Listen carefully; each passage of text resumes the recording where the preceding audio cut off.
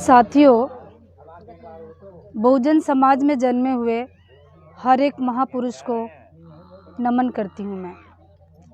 साथ ही यहाँ पे मंच पे उपस्थित पदाधिकारीगण और सामने बैठे हुए हमारी माताएं और बहनों और भाइयों, प्यारे बच्चों, आप सभी को मेरा जय मूल निवासी।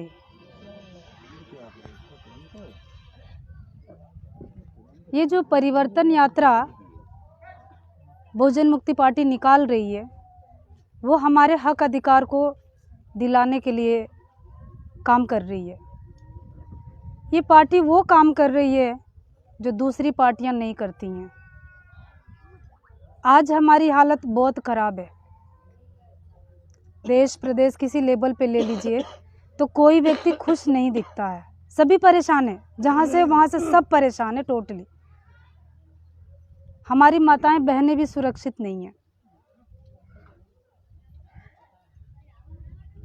माता सावित्रीबाई फुले उस जमाने में घर घर जाती थी और वो जाकर 2-4 महिलाओं को इकट्ठा करके हमें दस्तखत करना, नाम लिखना सिखाया करती थी। लेकिन उस टाइम पे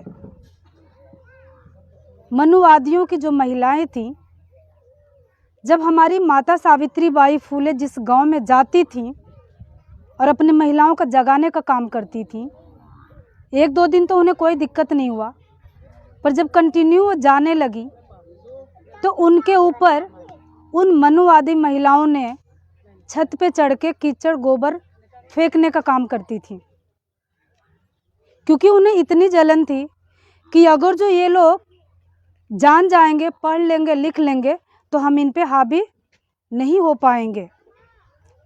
तो माता सावित्रीबाई एक दिन दुखी हो गई। महिलाओं का मनोबल इतना नहीं होता था, पहले तो घर से भी बाहर नहीं निकालने दिया जाता था।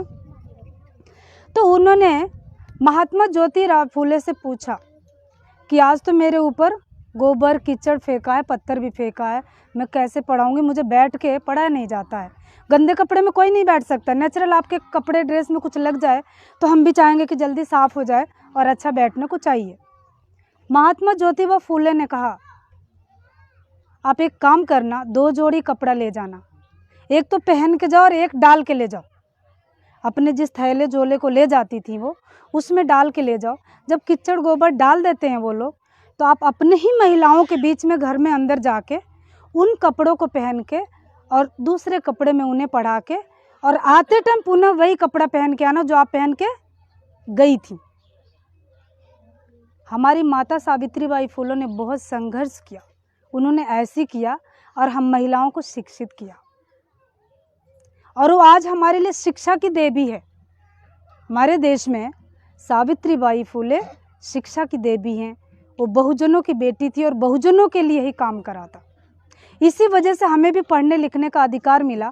और उस टाइम में उन लोगों ने, दोनों मियाँ बीबी ने स्कूल भी खोलने का काम किया था, जबकि हम लोगों को पढ़ने लिखने का अधिकार नहीं था। मनुस्मृति में हमारे को कोई अधिकार नहीं था।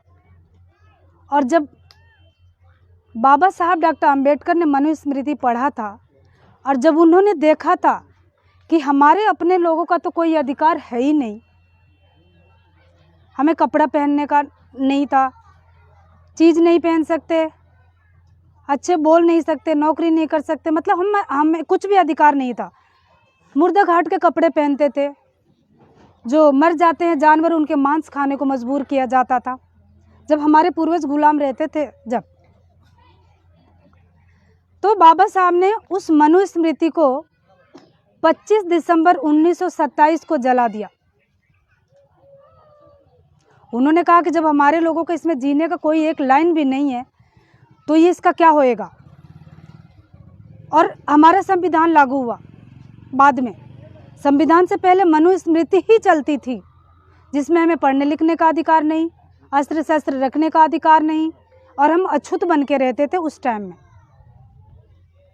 तो साहब ने हमें बहुत सारे आर्टिकल से जो हम मूल निवासियों को दिया, जो हम 85% आते हैं, उसमें हमें पढ़ने का, जज बनने का, लिखने का, नौकरी करने का, अच्छे कपड़ा पहनने का, अपने हक अधिकार के लिए बोलने के लिए, जिसमें से हम भी एक हैं। मैं भी आप ही लोगों में से एक बेटी बहन हूँ। मैं कोई बड़ी नेता वेता नहीं हूँ, लेकिन थोड़ा बहुत जानकारी मिल जाता है तो हम इस लायक हैं कि उस बात को हम आप लोगों तक पहुँचा सकें। इसके लिए हमें क्या करना होगा? ये जो आंदोलन चल रहा, इस आंदोलन में हम महिलाओं को भी अपनी भागीदारी देनी होगी, क्योंकि केवल खाना बनाने, कपड़ा धुलने, बर्तन धुलने से और केवल परिवार का मैनेजमेंट करने से हमारे देश का आंदोलन नहीं हो सकता, क्योंकि हम सिर्फ परिवार के लिए जीते हैं और परिवार के जीने से देश का, प्रदेश का कोई आंदोलन हम जीत नहीं सकते हैं। इसलिए हमारे कोई भाई या बाप अगर जो समाज के लिए काम करता तो हमें सहयोग करनी चाहिए, जिस तरह से हम कर सकते हैं।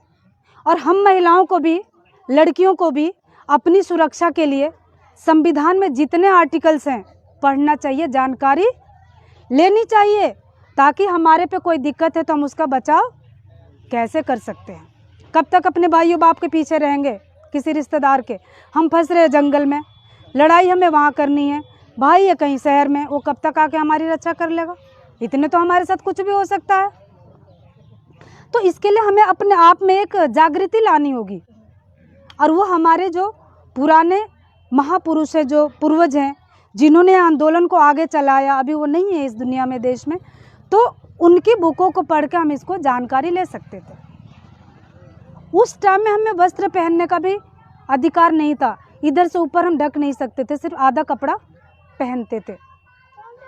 और उसका सामना एक नगेली नाम की बहन ने सामना किया था, क्योंकि उसमें ब्रेस्ट कर लगता था, ये मनुवादियों ने ब्रेस्ट कर लगा दिया था और उनको देना पड़ता था। उस बहन ने ऐसा त्याग करा कि जो वो प्रथा को ख़त्म किया, नहीं तो हम आज भी उसी आधे कपड़े में होते। और हमारे साथ कितने भी अन्याय अत्याचार हो सकते हैं, हम बोल नहीं सकते हैं, क्योंकि हर आए दिन आप देखिए हमारी बहन बेटी के साथ हर नए दिन कुछ न कुछ नया काम होता है। जिस व्यक्ति को जेल के अंदर रहना चाहिए वो हमारे सीएम, पीएम, होम मिनिस्टर बन के और पवित्र किए जा रहे हैं, वो हम पे राज कर रहे हैं। जो खुद ही ठीक नहीं है वो प्रजा की कैसे देख रेख कर सकता है? कर सकता है? नहीं कर सकता है। सबसे पहले राजा का काम होता है प्रजा को देखना, लेकिन हमारी राजा हमें नहीं देख रही है। राजा को कोई मतलब नहीं प्रजा पे कुछ भी हो। अभी इलेक्शन आ गया, राजा भी, उनके सभी लोग उतर जाएंगे मैदान में वोट मांगने के लिए। जब गंगा जी में लाश की धाराएं बह रही थी, नहीं आया कोई भी देखने को भी। जब मनीषा बहन वहाँ संघर्ष कर रही थी, वहाँ पे नहीं आया कोई बोलने के लिए। आज भी इनको जीएसटी, काला कानून सब कुछ लाना है, लेकिन महिला सुरक्षा के लिए कोई भी एक्ट बनाने को तैयार नहीं है। ये कानून बनाते हैं, 2 बच्चे जिसके हैं वो इलेक्शन लड़ सकता। अभी हमने पीछे न्यूज़पेपर में पढ़ा था। हम तो ये पूछेंगे कि आपके पास कितने बच्चे हैं, और जब आपके पास बच्चे नहीं तो आपको पीएम सीएम बनने का अधिकार किसने दिया? इसके लिए भी कानून में कोई नियम होनी चाहिए। जब हमें 2 बच्चों पे बैन लगा सकते हैं हम आम जनता को, तो आप खुद के अंदर भी तो देख सकते हैं। वोट लेने के लिए इन्होंने गैस का योजना दिया, फ्री में बांटा। हम माताओं बहनों को खुश करने के लिए फ्री में बांटा गैस का योजना। आज देख लीजिए कितने सिलेंडर जल रहे हैं।